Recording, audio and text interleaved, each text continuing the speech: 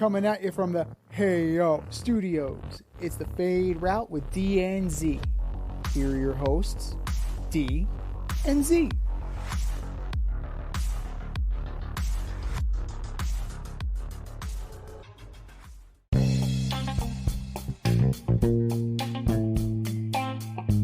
Coming at you live from the Ayo Studio. Hey yo. It's the Fade Route with D and Z. I am D, and we've got a great show for you this Saturday morning. Caleb Williams wants part ownership. Both undefeated football teams go down in the National Football League. And surprise, surprise, the D-backs are back in the series. But we'll begin today's show with playoffs, baby, baseball playoffs. After jumping out to a 2-0 lead, the Astros roared back to not only tie the series, but last night they took the series lead and they're up 3-2. Z, can the Astros close this series out at home on Sunday? Well, actually, no, they're not going to play at home. Can the Astros close this series out, or will Texas get back in it? Oh, the Astros will be at home. Oh, they are? Astros will be. Yeah, they will be at home. Yep. So, and either way, they're at home because they're in the state of Texas, baby. Oh, that's right. And this You're right. has been one major. Okay. This has been one major shootout, and the moment where the worm turned, right? The moment where things changed for the Rangers and things perked up for the Astros was Bruce Bochy. Your decision to start Max Scherzer in Game 3. Why? Why? Why? God, why? Why? Now, I know he's gone, but guess what? I am going to give some major credit to Billy Epler. He got the prospect haul he got for that rotting carcass, that different colored scrub, that different eyed colored scrub that is out there now. He's not Max Scherzer anymore. He's not the warrior god that we knew from Washington. He's not that guy. He's not that guy anymore. He's not the old Max Scherzer. He's an old Max Scherzer. Give me Vaughn. You mean Rick Vaughn? Yeah, pitching the back, not Parkman. Exactly. Well, he wasn't pitching to anybody because he got torched. He got absolutely torched. And it's the perfect script, right? He gives up 3 runs. Like, that's the way it works. Like, he gets through like 1 inning or 2 innings, and then it's boom, boom, boom. Completely. This is completely on brand all year. The past 2 seasons we've seen with the Mets. We saw it when he fell apart with the Dodgers in the postseason. He's breaking down. But in Bruce Bochy's infinite wisdom, he decided to start him. And it was a risky move, right? No risk it, no biscuit. And it's looking like there ain't going to be a biscuit. Now, let's talk about last night's game. Adolis Garcia hits a home run. Brian Abreu drills him next at bat with a 99-mile-an-hour fastball. Bench is clear. Words are said. Maldonado's in the middle of it. We got a series, baby. This is a rivalry. This is what it's all about. This is what you wanted. And I don't want to hear this shit about, why are we throwing at guys? Why are you pimping home runs? Like, do not pimp home runs, because this is what happens when you do. Right? I was still surprised he drilled him. Especially with the game it was. But it definitely gave the Astros, it definitely perked up the Astros. It's like, oh yeah? You think this is over? Okay. You woke up a 2-time champion. Yep. That was a stupid move. Stupid move. Don't puff your chest out. Don't do cartwheels around the bases. Don't, light firecrackers. Don't stare down anybody. Right. Don't do that. Be a pro. This is baseball. This is October baseball. Be a pro. But can we talk about Altuve for a second? Hot damn. Is he the all-time post leader in home runs now? If he's not, he's close. I mean, jeez. Yeah. For 5'5", I mean, he's having a hell of a postseason, man. He is having a hell of a postseason. Everybody around here wants to give him trash for being a cheater, and nobody really likes him. But damn, he's a fine baseball player. I mean, he's taking steps towards going to Cooperstown, I think. Well, we'll see because his career's not over. But at the same time, you do have to. There is that little bit of a cloud over him, but they're letting everybody in, so it doesn't matter. Right. That's what let everybody in, man. I've been saying it for years. But that's the thing, people, you can't hold him accountable when no one's being held accountable. So, like, why are we our selective outrage is strong. Oh yeah, big time. Yeah, it's absolutely ridiculous. Now, I don't like what he did. I don't appreciate what happened with the Astros and the cheating scandal, but this is part of baseball history. You have to acknowledge the black eyes as well as the triumphs. Oh, wow. So if you're going to let them in, you let the 1919 Black Sox in, and you tell the story of Major League Baseball. Pete gets in. This Clemens, is the story of the game. Clemens, Rogers, Bond, everybody gets in. If you're going to do it that way, I don't agree with it. I will never step foot in Cooperstown if that does happen. If you're gonna do it, you make it a separate wing. Everybody gets in. That's it. That's it. But let's you know, Manny. Surprisingly, I didn't know this. Manny Ramirez actually is the all-time postseason leader in home runs with 29, and Altuve's Mitchell report. Yeah, and Jose Altuve is right behind him. Oh, good. The two cheaters on top. All right. Right. And Bernie Williams is at number 3, and he's not in the Hall of Fame, and he should be in the Hall of Fame. But Bernie Williams, we can easily say that Bernie Williams was not on any performance enhancement. That's right. And he is probably the best postseason player of all time. His numbers are just ridiculous. And this guy named Derek Jeter is number 4. I don't know that is though. We'll get to him later. I know you're itching to talk about that one. But the Astros are firmly in the driver's seat here. And can the Rangers take momentum back at this point? Like, they're going to roll out, you have Montgomery, you have pitching on your side. Is it too far gone? Have they woken the sleeping giant, and did they seal their own fate the other day? What do you think about that? Do we know who's pitching Game 6 for the Astros and the Rangers? Do we know that? I don't have a pitching matchup yet. I will look that up right now. Yeah, let me see. That will tell me what's going to happen, honestly. We're looking at the props. Sunday night, right?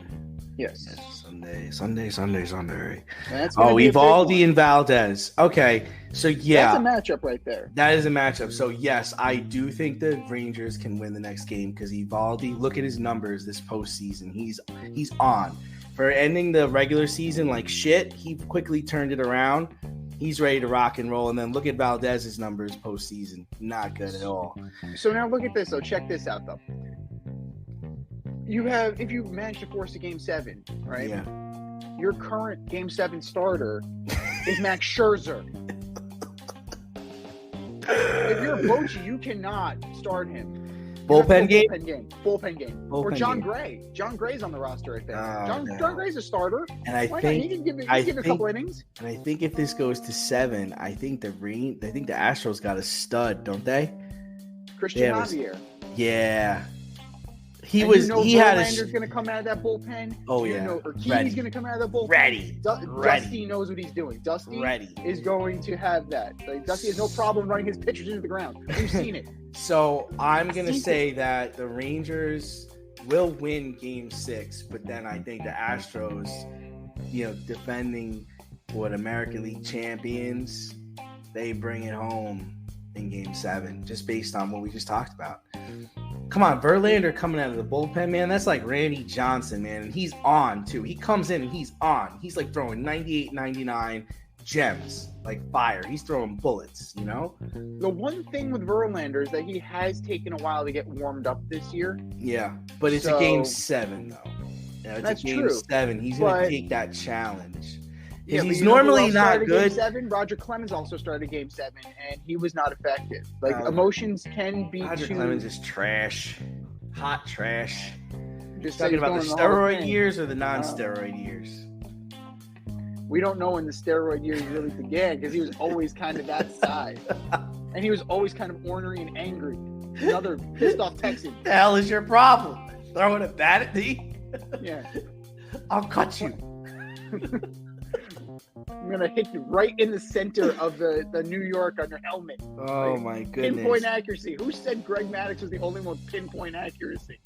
But I will say that this series has been good. The Texas series has been good. But moving over to another series, which I thought was going to be just a shellacking because of the way it started. It's a series now. You know, we're doing our due diligence. We're talking about the National League. And after a 2-1 Game 3 victory, the D-backs won last night. I believe it was 5-4. You know, going into last night's game, they were outscored 16-5. But they've kind of righted this ship, and they've gotten back in the series. So now the D-backs have tied it up at 2 games apiece. There are so many Philly fans in Arizona, man. So, you know, where do we see this series going, and whose true colors are going to bleed through first? So, we have a series. We definitely have a series. Yeah, we do. I can't believe it. I'm shocked. 6-5 last night. Alec Thomas hits a pinch hit home run off of Craig Kimbrell. Amazing. And it really Craig underscores. Kimbrell is trash, by the way. He's a trash player, a trash person, trash human being. Just want to say that. Oh, my goodness.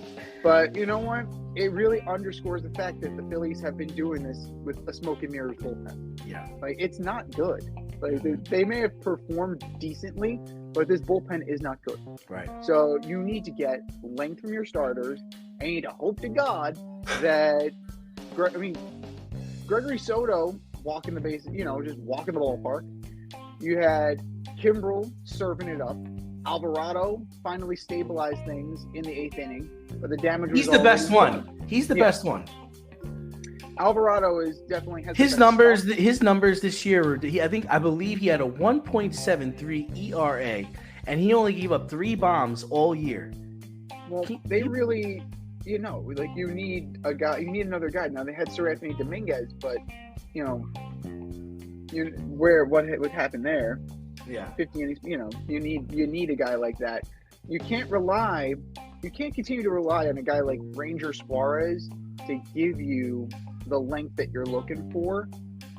So it's one of those things that Rob Thompson needs to find some kind of magic formula coming out of that pen, because Wheeler and Nola, it doesn't work all the time, right? You can't just keep going. I mean, there's one time in history when a manager kept going to the same guys repeatedly in a series. It only worked in 2001, and it was only because it was Randy Johnson and Curt Schilling. And I can tell you this much: Zach Wheeler and Aaron Nola are not Randy Johnson and Curt Schilling. Like, they're very good. They're very good. They are not Randy Johnson and Curt Schilling. So the way I see it is that the Diamondbacks are completely mismatched at the plate. Right? Yeah. It's a complete mismatch. Yeah. You can't argue that with the lineup that Rob Thompson is able to run out there with Schwarber, Turner, Harper, Castellanos, Realmuto. Alec Bohm. Realmuto. Alec Bohm is hitting. Unbelievable. Yeah. So, you can't go punch for punch. Turner. Trey Turner, yeah. You gotta out-hit. You have to out-pitch them. You have to play the long game. You have to wait them out, and then you're gonna have to counterattack. Like, that's how this is gonna work. In a boxing match, they're the big slugger. They're Mike Tyson. Yep. You're the counterpuncher. You have to catch him with a quick one on the jaw. Like, you got to catch him coming in hopes that you knock him off his ass. Like, that is the plan. And they seemed to do that last night. And, credit to the Diamondbacks, because Gallen and Kelly were not great. And Gallen's going again in the next game. Yeah, but he's got to really turn it around. You had Kevin Fott. Like, who? You have these guys coming out of nowhere, and they're delivering stellar performances. And the one Met that I'm pleasantly surprised with, the one ex-Met that I'm pleasantly surprised with, Paul Sewald shutting the door. Tommy Pham and Paul Sewald doing the thing. Like, I'm I'm not saying I'm rooting for the Diamondbacks, but those are definitely the ones that didn't leave the organization with a bad taste in my mouth. How are you not rooting for the Diamondbacks? Who the hell wants to see the Phillies in the World Series in that fan base? Oh, dear Lord. There were so many of them in the stands last night. I couldn't believe it. I could not believe it. Phillies goodbye, Rangers goodbye. I'm left with the Astros and the Diamondbacks. Either way, like any combination of these, it's not going to be a great ratings on the World Series. I don't know. No, I disagree. I think if you get Phillies Astros, that's going to be the Philly fans. It's the Philly fans, man. Yeah, that's fine, but they're the most obnoxious fans not named the Dallas Cowboys. Oh, you're talking about two obnoxious fan bases, right? I mean, the Astros are creeping up there with their attitude towards the cheating scandal and the way they play baseball. That's a turnoff for me. I wouldn't watch it. But you got some, Dusty Baker fans, and things like that, And you have people who are going to root for the Astros to lose. Yes. So if they get there. Now, the Rangers, what national fan base do they have? Yeah, they don't. Yeah. They don't. Right? You might have the Met fans hate watching it to make sure that Jacob deGrom and Max Scherzer don't get rings. So it's a conflicting situation because yes, you want success for your guys, but the way that certain players left the organization, it leaves a bad taste in your mouth. Now, I'm not one of those guys who loathes Jacob deGrom now because he did all the right things. He wanted to stay. He wanted to get paid. The Mets wouldn't pay him. And with that injury history, I don't blame him. And the Rangers, they figured that out quickly because they got 6 starts out of him. He's gonna get a ring for 6 starts if they win. That's insane to me. But he's gonna get a World Series share and he's gonna get a ring. But I don't begrudge Jacob deGrom. Max Scherzer, I begrudge. I don't want that guy getting a ring. He talked all that shit on the way out. Your performance was garbage. So I don't want to hear that. But if we're looking here, spinning it forward, I mean, probably the least number of eyeballs is going to be Rangers D-backs. Yeah. You figure. Agreed. The most is going to be Phillies Astros. Any other combination, you're going to have diminished returns. Step outside of your safe area and make a statement without saying much with FCK Clout Lifestyle Apparel.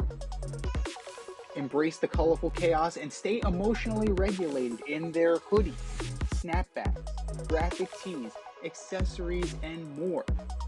Season 3 merch is up now. Get it while you can. Go to fckclout.com and get all of your needs from men and women. That's fckclout.com. And speaking of diminished returns, we are going over to football where we have no more unbeaten teams. You called it. The Niners. I did. Went down to the Browns. I had it. They went down to the Browns on a missed Jake Moody field goal. And in New Jersey, the Jets knock off the Eagles without their 2 best defenders, right? Without their 2 best secondaries. Reed and Sauce did not play. A dominant defensive effort causing 3 turnovers.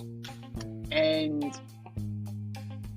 we now need to start wondering if the Jets or the Browns created a blueprint for beating these 2 teams.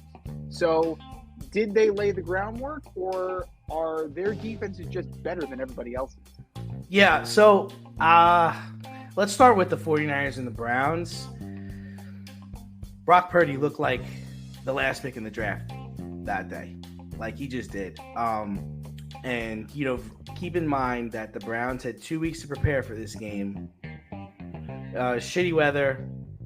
And the Browns hit, man, because they hurt everybody. Debo got hurt. McCaffrey got hurt. Everybody got hurt in that game. That train's never late. That train is only a matter of time. So I think they exposed Brock Purdy for who he was. He missed a lot of throws, from what I heard. I didn't watch the whole game, but I have friends that are big 49er fans that he just missed guys. He missed guys, overthrew it, underthrew it, didn't throw where it was supposed to. I think we're going to find out a lot about him this weekend to see if he has a bounce back. But, a lot of people are also saying he's a system quarterback. I can see how he might be a system quarterback. I'm not going to disagree with that notion yet. But I think that, Myles Garrett was in that backfield all day long, and they were coming after him. So, in other situations, he's kind of looked poised, and he's been relaxed, and he's rolled out, and he's hit Kittle, and he's dumped it off to Ayuk.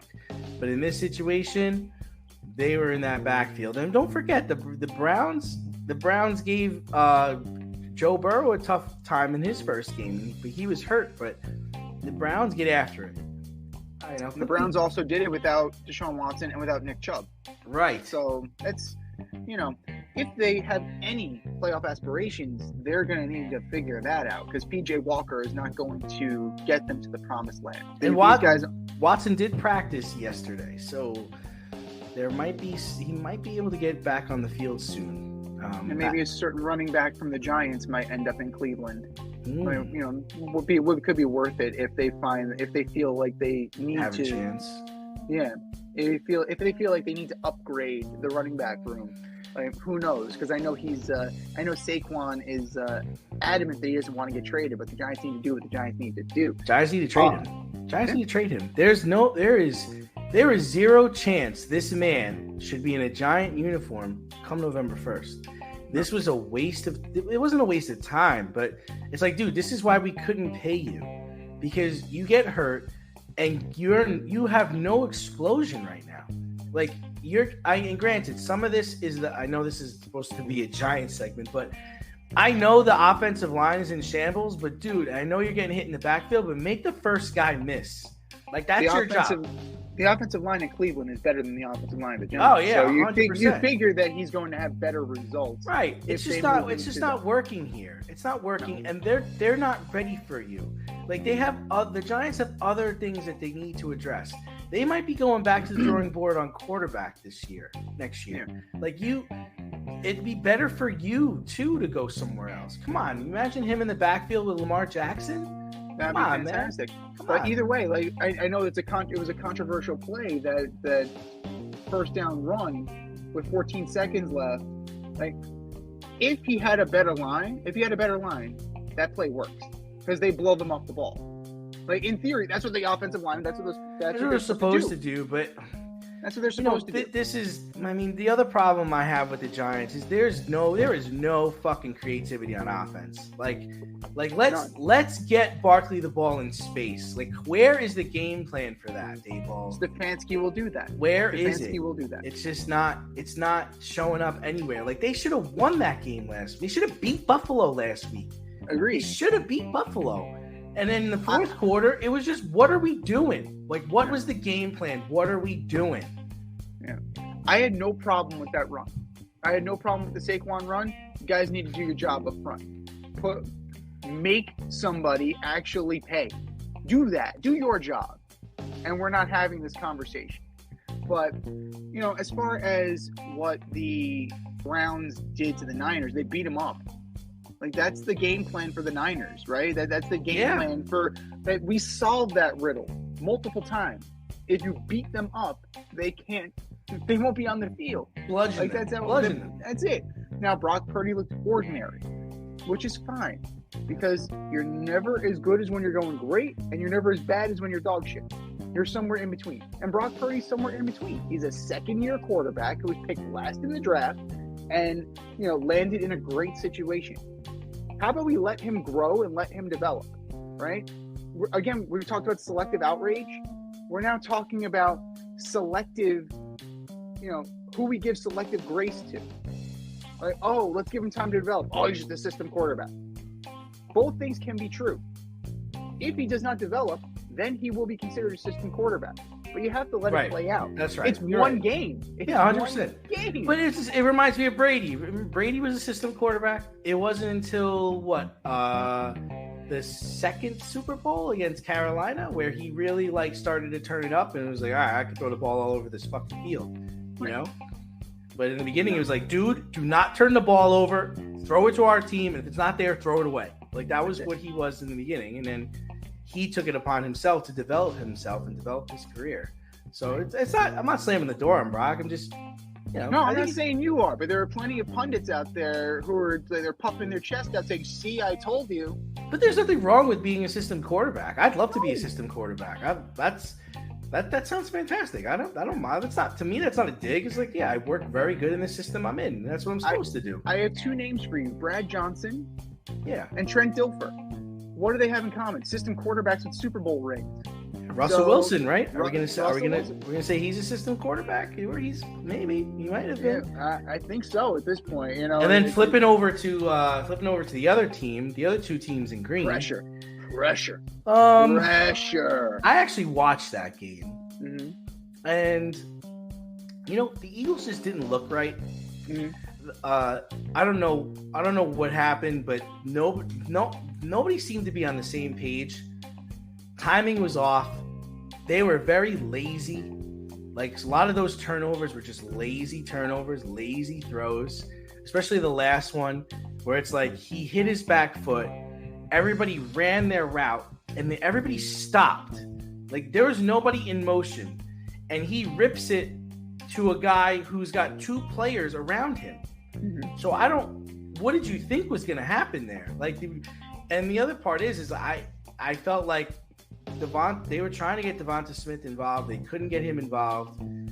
AJ Brown, I don't know what his deal is. He just seems like if he's not getting the ball, he's uninterested. It really is starting to remind me of like a Terrell Owens situation where you can see him barking at Hurts. It's just like, dude, like, we gotta run the offense here, you know? Well, it's becoming a Devontae Adams situation because Devontae Adams is now running his mouth in Vegas. It's very much a wide receiver one issue. Right. So he showed her the whole book. Get me the damn ball. See, I think Devontae Adams' situation is a little different, and I'm going to defend him in this regard. Right?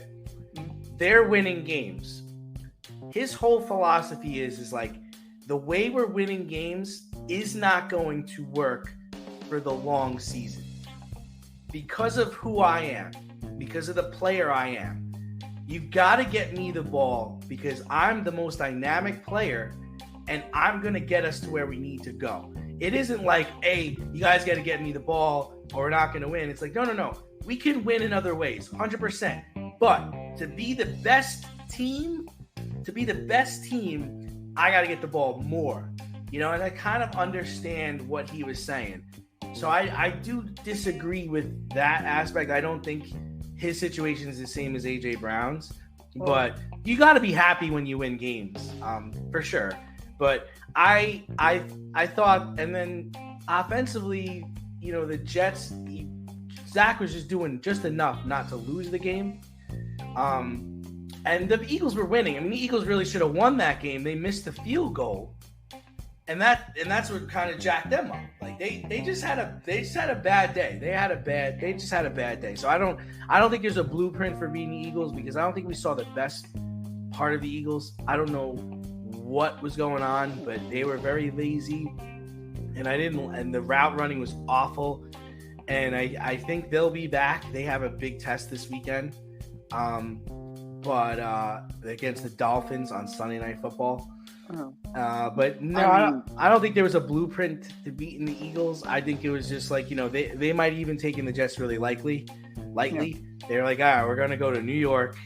We're going to have a lot of our fans there. Zach Wilson's their quarterback. They're down 4 players on defense. Like, it's almost like, let's play this game and let's make sure we don't get hurt. Like, let's get out of this game healthy. That's almost what it looked like to me.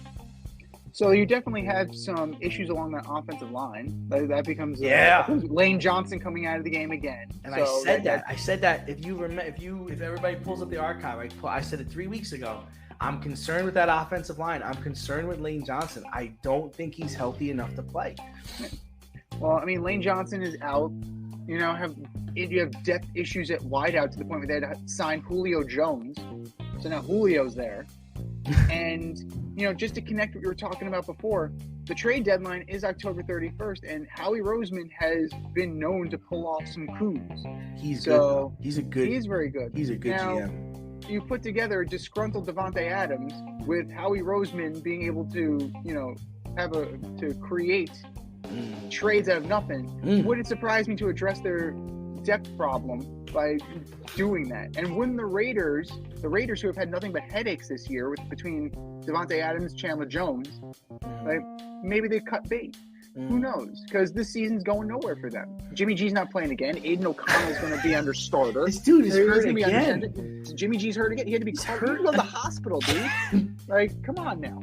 But the one guy they miss, the one guy the Eagles miss most of all is Shane Steichen.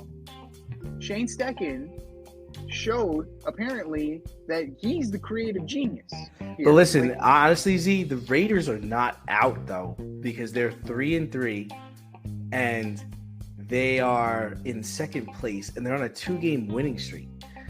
So they're not out. They're very much in. They're very much in. They're very much in, but they're not going anywhere.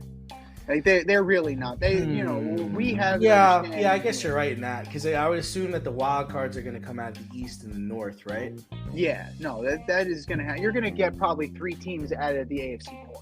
It's possible that you can get 3 teams out of the AFC North. I mean, Ravens, Bengals are resurging. The Browns, they're all over 500. Everybody's everybody's either at 500 or over 500 in the AFC North. And Miami and Buffalo.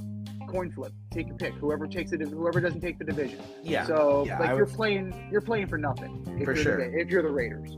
So, I mean, for me, I think the most important loss this offseason was Shane Steichen, because all the offensive creativity outside of the tush push went with him. Right? They're just not playing the way that they did last year. Jalen Hurts is regressing. His reads are terrible. And he's turning the ball over. Yeah. So they need to go back to the drawing board, watch last year, and figure it out, right? The same way that Coach Westhoff, right? Figure it out. So the same way that the Giants need to go back to the drawing board and go back to, the film from last year to see what they were doing, kind of remember who they are. The Eagles need to go back to the drawing board, and they need to remember who they are, because what are they doing that's so creative this year? What are they doing that's so dynamic? It's not there. And on defense, they're okay. They're not great. They're definitely they're just kind of there, and they're taking advantage of the weak conference, because we know how weak the NFC is. You firmly expect the Niners to be there at the end. You firmly expect the Eagles to be there at the end. And then everybody else, okay, we'll see. The Lions, they're still want to prove it.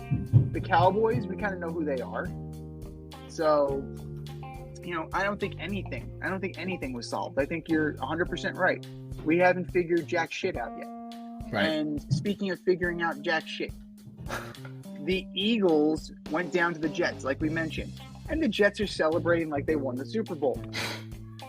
Robert Saleh's jumping up and down. He's hugging guys. Joe Douglas is coming down from the booth. He's hugging Saleh. Players are chanting, Jets, Jets, Jets, Jets. They're running rah-rahs like it's college. And then after the game, Saleh said of his defense that they've embarrassed every quarterback they've played so far this season. Embarrassed. Do you have issues with the word embarrassed that Coach Saleh used? Because I do, but I want to know if you do too. The only embarrassing that's gone on in the Jets season this year is their quarterback play. That's the most embarrassing thing the Jets have touted out there. You made Mac Jones look like a fucking Pro Bowler. I mean, that's what Mac Jones is. Hank, that's the only victory the Patriots have is against you and your defense. And then the fact that you want to say you embarrassed Patrick Mahomes, as far as I remember, they got the ball back with 6 minutes to go and they never gave it back to you. And he had a chance to run into the end zone untouched and said he slid and was like, that's game Holmes. That's game Holmes. So And then another one, Dak Prescott looked like Tom Brady against you. That was his best game as well. So I don't see where that is. I don't know what he's looking at. And you might be saying that shit to prop up your guys, but dude, prop up your guys in your locker room. Don't come out and say that shit, because you know what? You got some talent. You do have some talent left on your schedule. You're going to play against Justin Herbert in 2 weeks. You're going to play against Tua in November. And you're getting the Bills, and this time you're going up to Buffalo to face them. But to say you embarrassed, I don't know about that word. So let's see. You're going to get you're probably going to get Deshaun Watson as well. CJ Stroud's not bad. It's actually pretty good. So you're getting probably Tyrod Taylor. I wouldn't start Daniel Jones. But they shouldn't start him this weekend. I think it's a big misstep by Dable if he starts him this weekend. I think it's a terrible idea. Like, he's hurt, man. You might get Jimmy G. You might. And that offense is a little bit better under Jimmy G than it is under Aiden O'Donnell or O'Connell, whatever this kid's name is. Like, I'll learn your name when you win, son. And then Desmond Ritter's not bad. And if they make the change, it could end up being Taylor Heineke. So I wouldn't mind that. Playoff Heineke's not bad. I would take that. But let's look at it. You're absolutely right. Yeah, Josh Allen, 29-41, 236 yards, a touchdown, 3 picks. All right. That one's a pretty solid performance. Dak Prescott, 31-38, 255 and 2 touches. The most efficient performance that Dak Prescott has ever had on a football team. The most efficient ever. Like what are we watching, man? Yeah. Mac Jones, 15-29. Okay, not bad. Not 50% passing. Okay, a little over 50%. 201. That's what? Half of his performance for the year? Like, that's half of Mac Jones' performance? That's the only good that Mac Jones has had all year. And Mahomes, like, when it mattered most, he showed up. Right? Yeah. 18-30, 203. Like, okay, that's fine. I'll give you that one. He closed you out, though. But that's my argument for Mahomes. Like, Allen, I don't think that was a solid performance. He definitely looked bad in that game. But in the game against the Chiefs, yeah, you might have picked him all 3 times, but he closed you out. With 6 minutes left, he had the ball. He didn't give it back. And they also rushed for over 200 yards on your ass. And there are levels to this, right? Well, both Allen and Mahomes lost on week 1, but Mahomes looks a hell of a lot better in these moments than Allen does. I trust Patrick Mahomes implicitly in crunch time. Josh Allen scares the shit out of me. And he might scare the shit out of every Buffalo Bill fan too. When he has that look in his eyes, that deer in the headlight look. Oh, wait, keep going. Wait, you got the Broncos up next, right? I got the Hackett Bowl. I'm not done yet. 20-31 for 196 and 2 touchdowns. Yes, they forced the critical fumble. At the end. But those numbers, that's not embarrassing. I wouldn't say it's embarrassing. No. And Russ was averaging 7 yards a carry on your ass. He went 7 for 49 on the ground. So there's that. Oh, wow. I didn't realize that. Yeah. So he averaged 7 yards a carry on his scramble. Yeah, embarrassing. This is absolutely embarrassing, Coach. Like, oh, my God. I'm just like, I just want to go hide. And then Jalen Hurts, 28-45, 281 and 3. So, yeah, that one's pretty bad. That one's pretty bad, too. That's pretty bad, but then look on the other side. Look at your own quarterback. You had 3 turnovers in this game. You only won by 6, and your quarterback was 19 for 33 for 186 yards. But here's what I see. I see a defense that's good at taking the ball away, good at pressuring the quarterback, but they will break as much as they bend. So if you keep pounding on them, they will eventually break. We've seen that, and especially in the linebacking core, it's a flag waiting to happen. It's an absolute flag waiting to happen. CJ Mosley, like, I've noticed his personal fouls are like higher this year, so I don't know. I think that It was strong words. It was good to puff out your chest. It was a big win. But you should be embarrassed by the performance of the press conference more than in the saying that you embarrassed other teams. Like, it's one thing to be positive, right? Yeah, we took great things. We were doing good things. That's borderline delusional.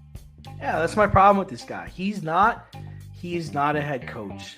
The way he acts, the way he talks, he's not a head coach. He's a defensive coordinator. It's a Rex Ryan situation. It's that's who you are. And that's okay. There's nothing wrong with that. But you're not a head coach.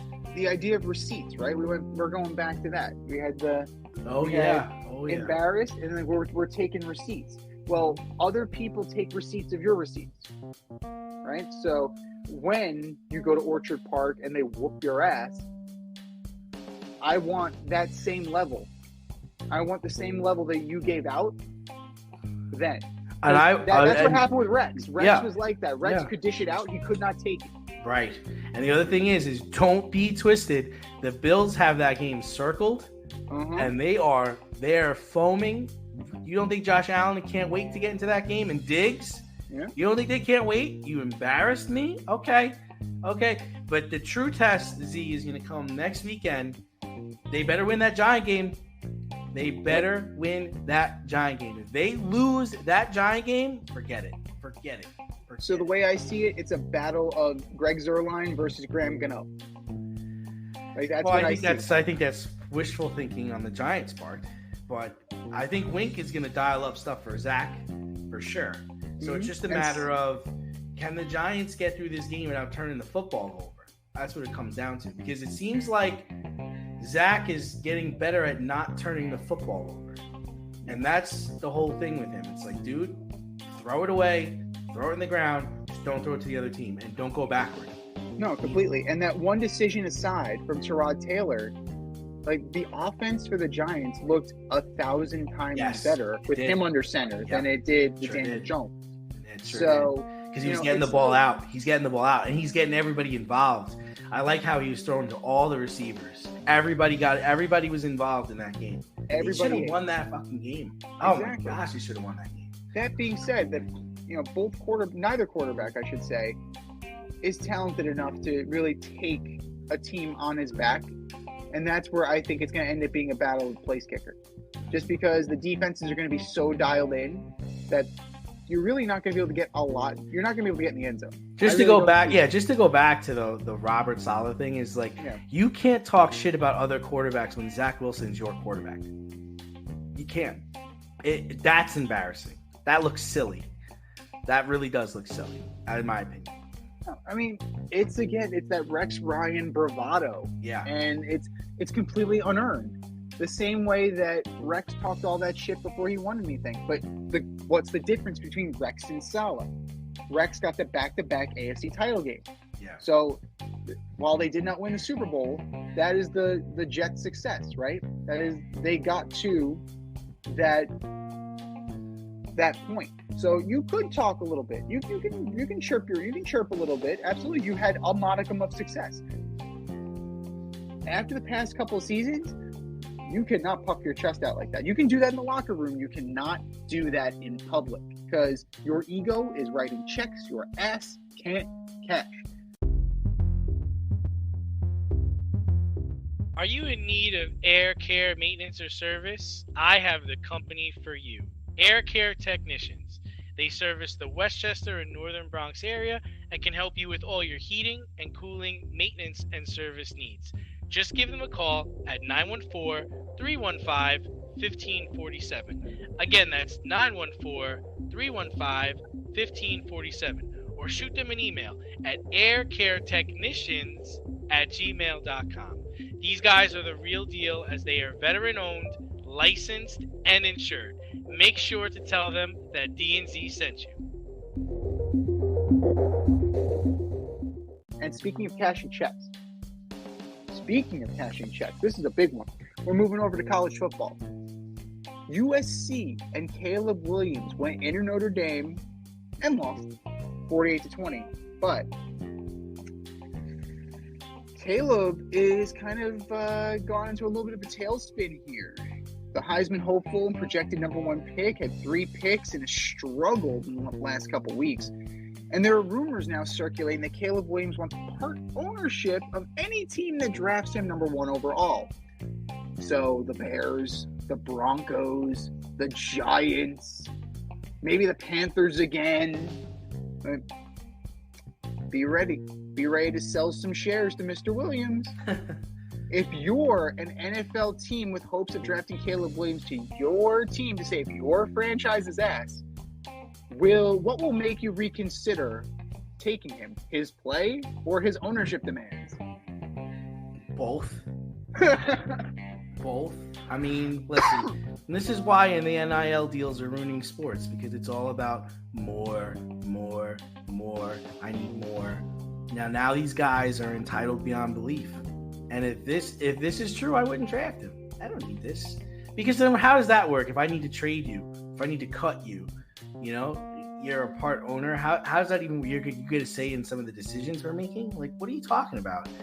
Because, we're going to get, if this ever happens, you're going to get the NBA. The NFL is going to become the NBA, because that's what happens in the NBA. Yeah, look at what's going on with James Harden. My man's getting paid, and he ain't showing up because he wants to be traded.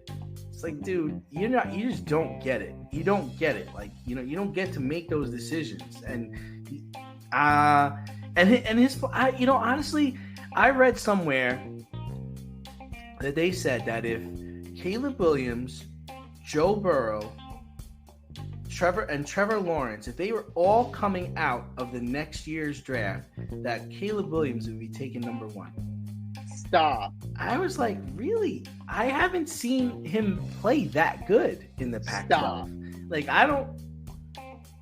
Like, to me, Joe Burrow is probably the best quarterback I saw come out in the last, 5 or 6 years. That's just my opinion. I don't have anything to back it up. Just his ability to throw. And I thought Trevor Lawrence was going to be that guy. But for whatever reason, it's taken Trevor a little longer. But as far as like delivering the football, being a leader, being accountable, Joe B seems to be that guy. Mm-hmm. I have a hard time trusting any quarterback from USC just because they just produce so much trash over the years. To really believe that this guy is like the second coming, like he's going to be that good. Like I don't see it. I wouldn't draft him, especially with these rumors circulating. I don't need that. I'd much rather have more draft capital or invest in the kid from North Carolina. I'm fine with Bo Nix, just because of their style of play. But no, that's those rumors would scare the shit out of me. No, absolutely, and they're completely delusional and speaks to this kid's mindset. Yeah, like you're in a Kyler Murray situation. Yeah, you don't get say, dude. If that's the case, I'm just gonna go get Kyler Murray. Pick up the ball and fucking throw it down the field. All right? Yeah. Like I'm gonna throw it to our team. We'll put you in the dryer, and you'll be Kyler Murray. So there you go. So if I wanted a second baseman, I'd draft one. But you're absolutely right regarding NIL deals and the demands and the asks. Yes, you can make a lot of money in college. Shedeur Sanders makes $4 million at Colorado. He could make, in an initial rookie contract, he's probably going to not get there. Maybe he'll make a little bit more than that coming into the league. But the NILs have really kind of blown the doors off of everything. And it's really created this situation where, what are we doing? What is going on here? The numbers are out of control. Everything that was so hush hush is now out in the open. And like, it was unseemly then, it's even more unseemly now.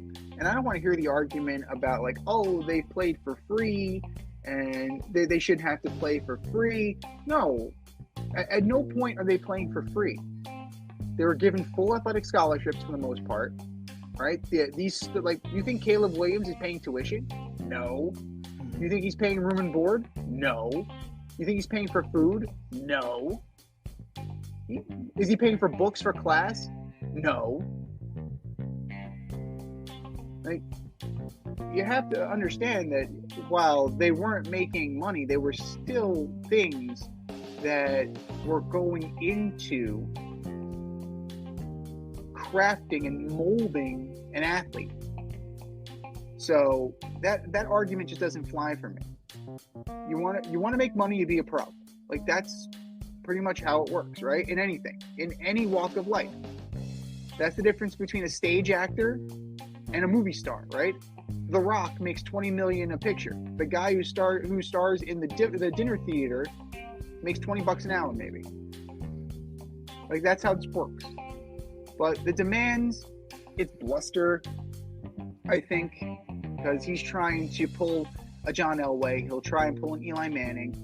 If he doesn't like his situation, he's going to try and fix it. Now, I understand that. But you're scaring off a lot of people. Is Robert Kraft gonna bite on this? No. Robert Kraft can use a quarterback. Patriots can use a quarterback. Is John Mara gonna bite on this? No. Giants can use a quarterback. Is David Tepper? David Tepper might, because David Tepper hasn't proven to be a very good owner.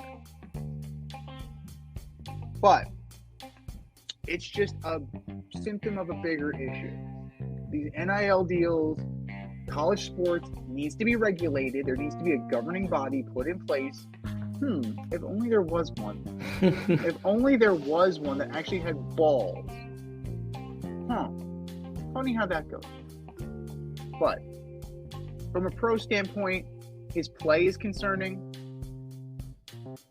His inflated sense of self, his inflated sense of ego. If these reports are true, that is extremely concerning. And I wouldn't want him on my team. That's for sure. But if these statements are true,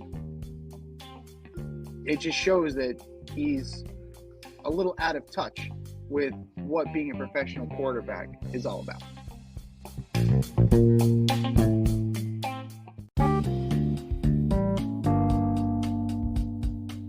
Want to get on the action, we want to hear from you. Hit us up, faderoutemail@gmail.com. Slide in our DMs on IG @FadeRoutePodcast.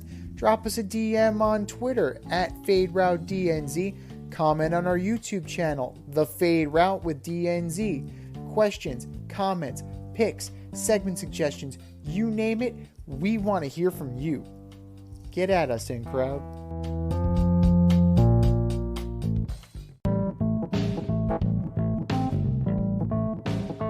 Fair or foul?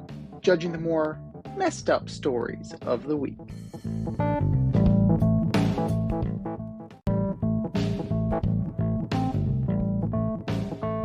All right, boys and girls, we have a statement, and it's either fair or foul. Fair or foul? Number one, Jose Altuve is a better postseason player than Derek Sanderson Jeter. Fair. 100% fair. I mean, he's got him in the home runs department, right? Let's see what else he's got him in. Oh, nothing. He's gonna pass. He's gonna pass him in RBI. He's gonna pass him. He's just gonna pass him in everything else at this point in his career, for sure. For sure. He's got a better OP. He's got a better OPS. Oh God, he's got a better slugging percentage. His average isn't as good, but that all has to do with the lineup they're in. They're in different lineups. I mean, Jeter's playing with steroid guys. He's gonna pass. Yeah, he's gonna pass. And Altuve played with cheaters. Allegedly. Oh no, they got that. The trash can kids? No, that was the legit. trash can kids. The trash can kids. That was proven to be legit. You don't get suspended for nothing. Beltran, Cora, you don't get suspended for nothing. That was proven. So put an asterisk on their names. But and it's foul for this reason. Here's the Falvey has problem. the career, it's not over. Go ahead. Wait a minute. Here's the problem. Is like, Derek had 734 plate appearances, and Altuve's only got 466. Like, he's already passed him in 300 less plate appearances. He's gonna pass him in all these. If I needed a guy to take an at bat for me in the postseason, and it could be Derek Jeter or Jose Altuve, I'm taking Altuve. Just the fact that he's 5'5", he's tough to pitch to, and he's just tenacious at the plate. So it's foul from the standpoint that his career's not over. All right, we're in the middle of it. Now, we're presuming a lot of things. You're presuming that the Astros are still going to be good. You're presuming that he's going to stay at this level, right? We're making a lot of assumptions and presumptions. He's 33. So how many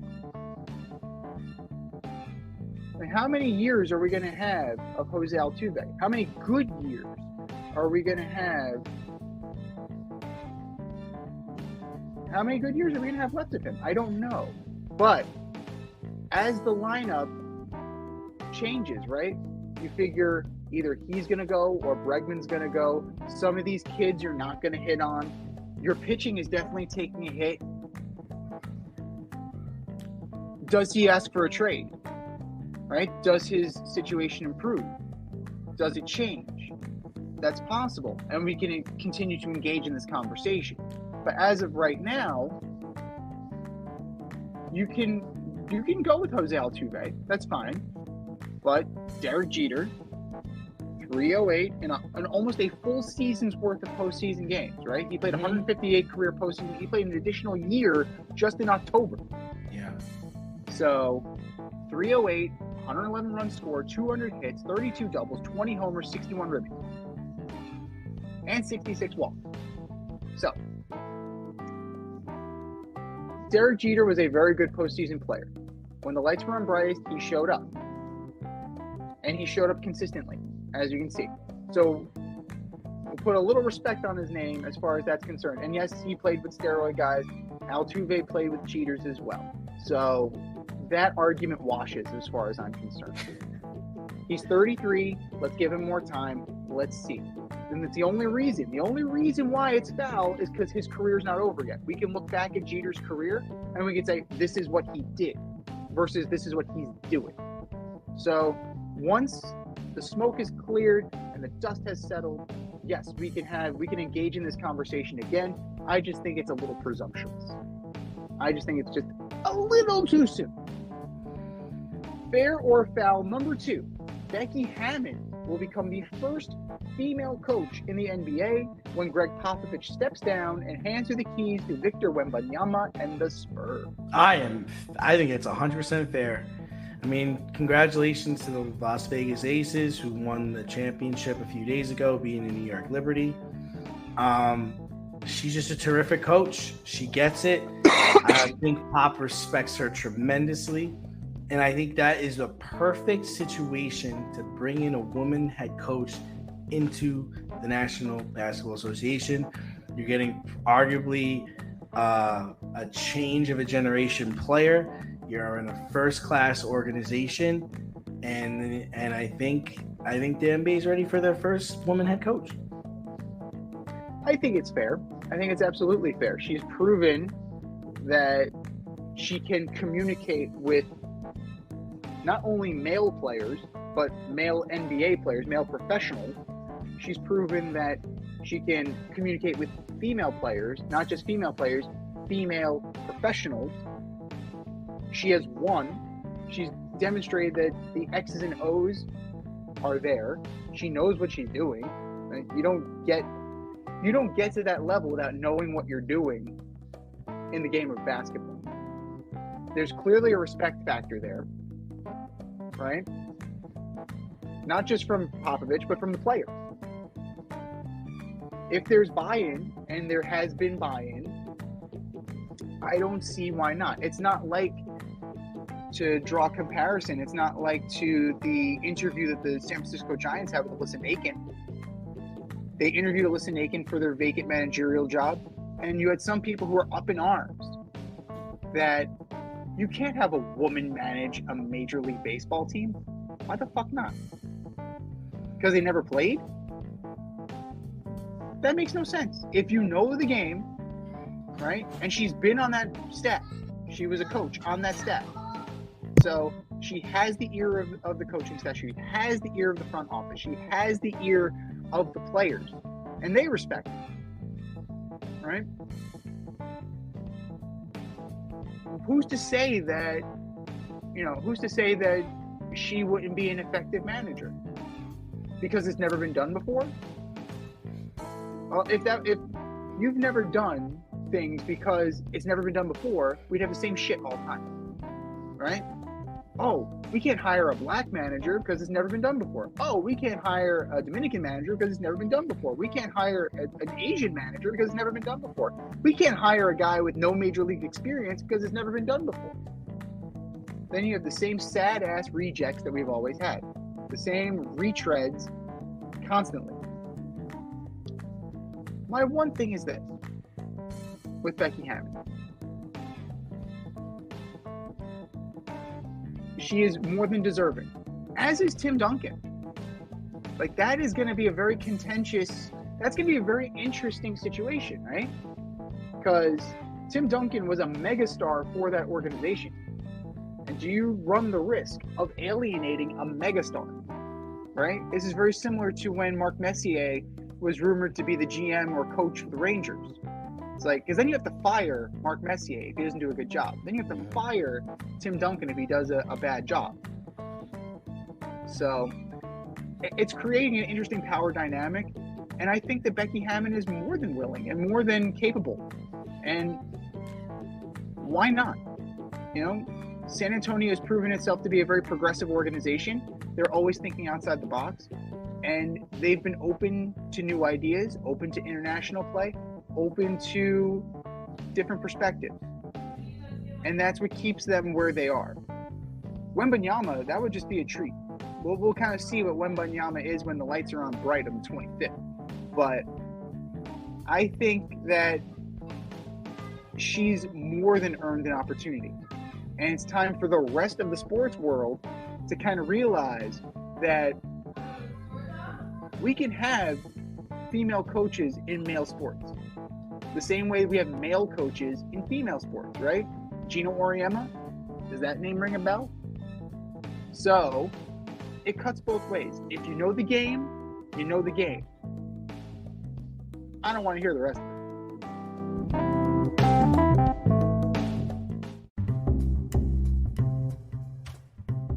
Is your hair thinning or is your hairline receding? Scalp micropigmentation will fill in the areas where your hair is missing by creating a short buzz cut look.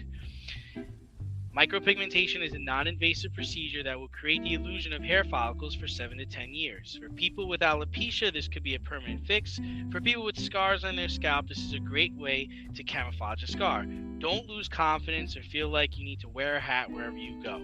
Marquez Studio is located in the Bronx and is open for all your scalp micropigmentation needs. Consultations are free and appointments can be made any day of the week. Get your hairline back with scalp micropigmentation. The techs at Marquez Studio have over 30 years of hair cutting experience and can assist you with all of your questions. Call to schedule a consultation today, 646-221-8728. You can also visit them on Instagram at Bronx Marquez to see their gallery and view all their satisfied customers. Again, that is Marquez Studio, located in the Bronx, New York, 646-221-8728.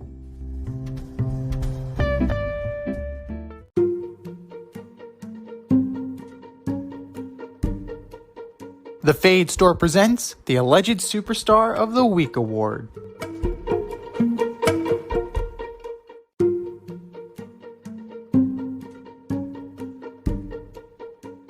All right, boys and girls, you know what time it is. It's time for the Alleged Superstar of the Week. You know how it goes. We put up a poll on our X account, at Fade Route DNZ. And you vote, and you vote, and you vote, and you vote. And the winner of said vote gets a shout out on this here show and the coveted ass trophy. And do you know who took home the coveted ass trophy last week? I don't. That would be one Clayton Kershaw. Solid. Good for you, Clayton. Good for you. Couldn't happen to a nicer guy. But that was last week. This is this week. Who are your nominees, D? First up, I've got Joe Douglas, the GM of the New York Jets, running down from the booth to hug your coach after beating the 5-0 Eagles is high school shit, brah. Act like you've been there before. Act like you knew you were going to win. Have more confidence and faith in your team. Joe Douglas, you are my alleged superstar of the week. Number 2, Robert Saleh. You're the head coach of the National Football League. Stop jumping up and down on the sideline like a cheerleader. You expect to win your game. Have more faith in your guys. Act like you've been there before. Another rookie. Robert Saleh, you are my alleged superstar of the week. And number 3, Derek Carr. Similar to Russell Wilson, we are getting a first-hand look at how trashy you are. Enough with the Dinkin' Ducks to Kamara. Rip the ball downfield. Hit your back foot and let it rip. Derek Carr, you are my alleged superstar of the week. What do you got, Z? Great choice. All great choices. And I'm assuming Derek Carr is one of your fantasy quarterbacks? No, he's not. Oh, he's not. Okay. I do have Chris Olave, though. Oh, there you go. There you go. I knew it. I knew this somehow had to do with fantasy football. Rip the ball downfield, damn it. Throw the fucking ball. Thinking dunk. I could get out there and throw it to Kamara. Come on. He's 5 yards behind the line of scrimmage. God damn it. Throw the ball. I'm going to start with Caleb Williams. Playing like crap. And wanting an ownership piece of the team that drafts him, number 1. Yeah, fat chance that's going to happen. Fat chance that is going to happen. Caleb Williams, you are my alleged superstar of the week. Number 2, the Miami Marlins. Oh, yeah. Kim Ng takes you to the playoffs. The first full season playoff berth in close to 20 years. And you guys have the nerve to try and install a president of baseball operations over her head and not interview her for the position?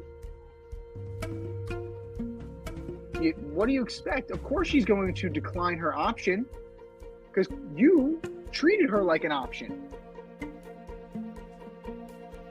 Miami Marlins, do better. Just do better. Any team in Major League Baseball will be better with Kim Ng in their front office. Either team in New York would be better with Kim Ng in their front office. You really screwed the pooch on this one, Miami. Miami Marlins, you are my alleged superstar of the week. And then last but not least, Davante Adams. Coming out, throwing your team under the bus, saying that the offense needs to run through you more, you need more catches, that you don't care about wins, you care about greatness. Enjoy being Calvin Johnson then. Calvin Johnson, there's always a what could have been with Calvin Johnson because he was one of the best players ever on some dog shit teams. How do you reach the greatness of Michael Irvin, right? How do you reach the echelon of Michael Irvin? How do you reach that echelon? There are levels to this. You have to win. Winning is important. That's why they keep score. It's just a short-sighted, myopic argument that ultimately makes you sound like a selfish ass, even if that's not how you intended it to be. Davante Adams, you are my alleged superstar of the week. I think we've said our piece. Go to our X account at FadeRouteDNZ and vote, and vote, and vote, and vote, and for our nominee.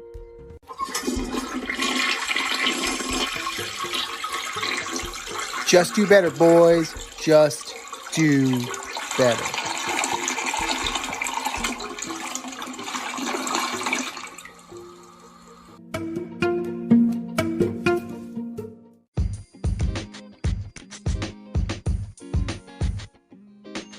Your favorite podcast has its own merch line now. Go to the Fade store with DNZ.com today for all your Fade Route merch needs.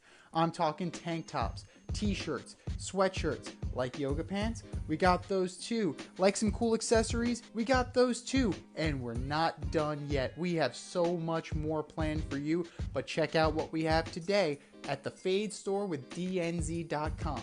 That's the Fade store with DNZ.com.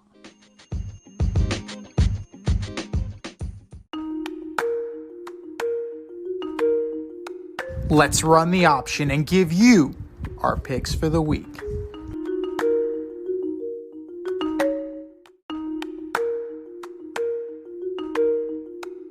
It is the option for NFL Week 7. And if you want to play along with us, you know what to do. Go to our Instagram account at Fade Route Podcast. Click on our link in bio. Go to our CBS Sports Pick'em League, also entitled The Option, and play along with us. The lovely Rita Sanchez had a huge week last week, and she is now a full 10 points ahead of the rest of the field. Jesus. She's lapping the field. She's kicking our ass. So, let's see if she can keep the momentum going. Let's see if we can build some momentum. Because right now, we ain't looking so good. We all had the Jaguars in our Thursday night game. Woo! So we're going to jump right to Sunday. No international games this week. How lovely. How refreshing.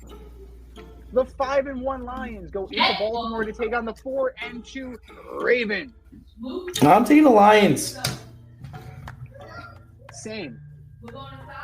I'm pretty concerned about the wide receiver situation. I'm concerned about the running back situation with the Ravens. And, they definitely need some more skill position guys. Where have I heard that argument before? The Ravens need more skill position guys. The 3-3 Las Vegas Raiders come east to Soldier Field to take on the 1-5 Chicago Bears. What a mess that situation is. I don't even know where they're starting at quarterback. I think. Jeez, I guess I'll take the Raiders, I guess. This is tough, right? CBS Sports has them an 84% win. But is that 84% with Jimmy G? Because I can't see a rookie going in and moving the needle at all. Josh Jacobs hasn't moved the needle. Devontae Adams is not going to have a great game. If this game is won, it's won on the defense. Because they're going to have to make Justin Fields look mortal, which is not hard to do. I talked myself into it. I'm going to go with the Bears. I talked myself into this. Wait a minute. Justin Fields is out. Oh, who's the Justin Fields dislocated his thumb. He's out, man. Oh, who's in? I don't know who. That's what I'm saying. I don't know who's playing quarterback for the Bears this weekend. Oh, Brian Hoyer is going to start for the Raiders. Oh God. Yeah, Brian Hoyer is starting for the Raiders. Let me see who's starting. God. Oh, so Bagent is starting for the Bears. Oh God, no! Take the Raiders. take the. I can pick. Let's take Tyson Bagent. Can we pick a tie? Tyson Bagent. What is this? Chicken bread? What is this? Can we pick a tie? Chicken bread. No? Will we have our first tie? Will we have a tie? Most likely. I'm going to go with the Raiders. Begrudgingly twist my arm. Now we just need some rain, and it's going to be a fantastic day. Awful. Oh, my God. That's terrible. That's awful. The 3-2 Cleveland Browns at the 3-3 Indianapolis Colts. Oh, the Browns. Yeah, I don't know what's going to go on with the Colts, man. No Anthony Richardson for the rest of the year. Jonathan Taylor's back. You got Minshew under center. I mean, they're not going to be bad, right? There's enough pro there that they're not going to be bad, but they're not going to be good either. So I'm going to go with the Browns as well. The Browns? That's Colts. Yeah, Browns. Yeah. The 4-2 Bills go into Foxborough to take on the 1-5 New England Patriots. Jeez. Patriots have only scored 72 points this year. Wow. 72 points. The Dolphins had that in one game, pretty much. Yeah, that's right. Oh, God. The Bills. It's got to be, right? Has to be. Ain't nobody crazy enough to pick the Patriots. Ain't nobody. It would be a Titanic upset if the Patriots knock off the Bills. You know, it's you got to start taking the prop bets again about when Mac Jones gets benched. I know Bill said, I know Coach Belichick said we're going back to the starting board. We're going back to the basics, and we're not going to bench Mac Jones again. But if you're so putrid on offense, you got to do something. Yeah, I think it's the Patriots and the Steelers have scored the least amount of points this year. Steelers 79 and Patriots 72. That's wild because the Giants exist. It's wild because the Pittsburgh Steelers are also 3-2. Yeah, that's insane. The 3-3 Washington Commanders go into MetLife to take on the 1-5 New York Football Giants. Commies. Love my commies. And Sam Howell, baby. I can't in good conscience take the Giants. I can't. There's nothing there that makes me say yes. Right? There's nothing here that gives me hope. I have no hope at this point. There is no hope with the Giants. Like I'm trying to find things to hang my hat on. Yes, Wink Martindale has the defense playing better. He does. I've got to give him a lot of credit. I'll give him credit. He rose to the challenge. We put up the poll, is Wink going to be the fall guy? We put it up on our X account. It was 50-50. We may have to put up a poll again. Is Kafka going to be the fall guy? He might be a deserving fall guy. He went from being a head coach candidate elsewhere to running the most vanilla offense this side of Jason Garrett. Kami's pretty handily. The 3-3 Falcons go into Raymond James Stadium to take on the 3-2 Tampa Bay Buccaneers. Falcons. Oh. I'm gonna take the Bucs. I think they have. You watched them play last week. So I'm gonna roll with the Bucs. I think that they have a solid defense. Like they are better than that one-off performance. The Falcons have not been great. They've been kind of They've shown flashes, and then they've regressed. We'll see. We will see. We're into the 4 o'clock hour. The 3-2 Pittsburgh Steelers at the 3-3 Los Angeles Rams. Taking, let me think about that. Yeah, I'm taking the Rams. Even though Stafford's never beaten the Rams, he's 0-2 all time against them. I mean, he's never beaten the Steelers. He's 0-2 all time against them. I am taking the Rams. Steelers don't have enough on offense. They just don't. We've touched on that pretty handily. They've struggled scoring points. And you know who's good at preventing people from scoring points? Aaron Donald. The Los Angeles Rams are going to smoke the Steelers. The 1-5 Cardinals go into Lumen Field to take on the 3-2 Seattle Seahawks. Oh, this is a big game. Hawks got to win this game. You got to show who you are. I'm going with the Hawks. Go Hawks. Go Hawks. And it's not close.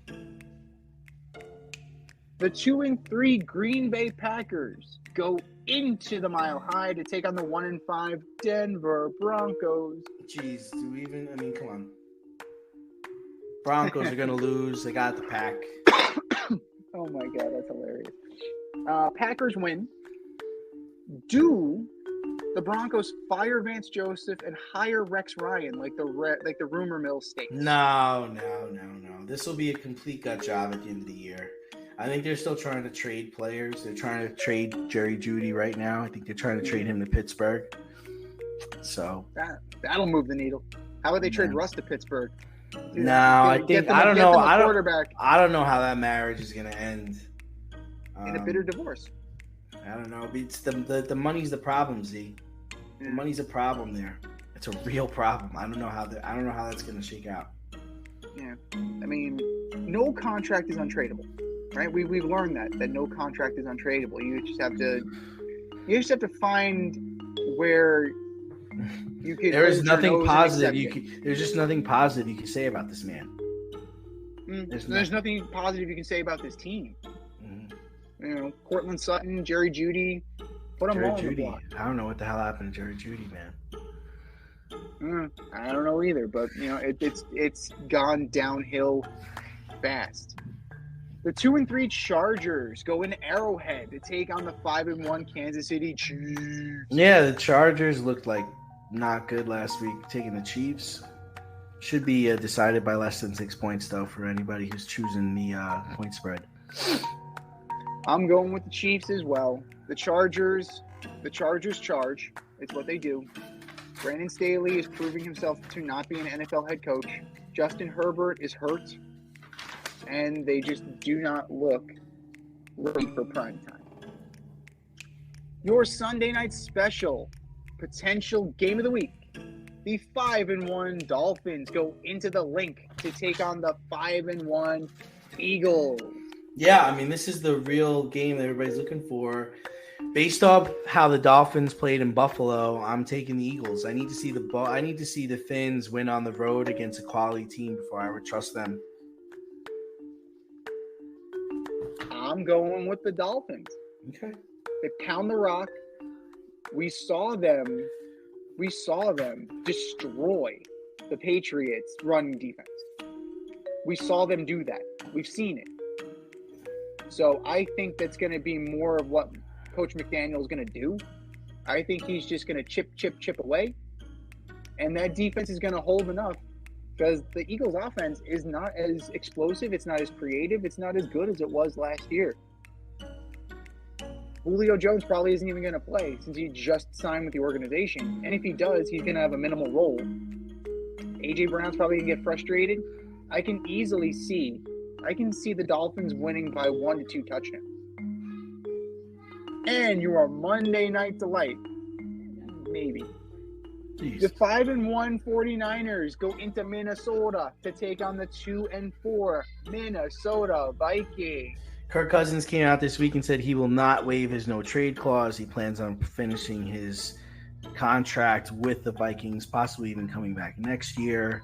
And for all those reasons, I'm taking the 49ers. Bang, bang, Niner gang. That's all I'm going to say. Bang, bang, Niner gang. Teams on a bye this week. Everybody. And we got a lot. We have the Panthers, the Bengals, the Cowboys, the Texans, the Jets, and the Titans. How nice of the Cowboys and Titans to give the stage, the Cowboys and Texans. How nice of them to give the stage to the Rangers and the Astros. That's just really just on a silver platter. How benevolent of the NFL and benevolent of the Cowboys and Texans. So Panthers, Bengals, Cowboys, Texans, Jets, and Titans. Adjust your fantasy rosters accordingly. This has been the Fade Route with D and Z. Thanks for tuning in. Catch our podcast on Wednesday nights on Spotify, iTunes, iHeartRadio, wherever you listen to your podcast. So until next time, stay fade, everyone. Time for us to run the go route, but we'll talk to you next week. Thanks for listening to this episode of our podcast. If you like what you heard and want to hear more, be sure to like and subscribe on your favorite podcast platform. Rate us 5 stars, leave us a review, turn on subscription notifications, and tell your friends. Spread the word, spread it wide.